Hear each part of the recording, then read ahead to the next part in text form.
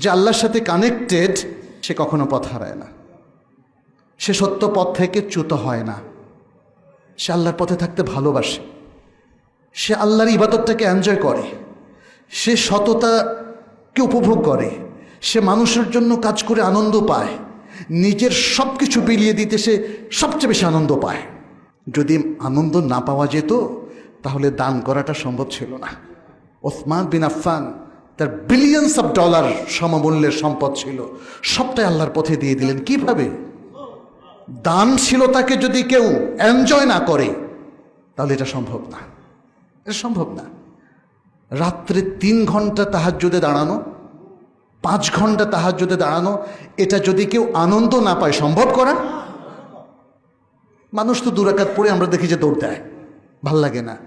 ঘুরতে ফিরতে আড্ডা দিতে ভালো লাগে, সারা রাত নেটের মধ্যে পড়ে থাকতে ভালো লাগে, ব্রাউজিং করতে ভালো লাগে, অশ্লীল ছবি দেখতে ভালো লাগে।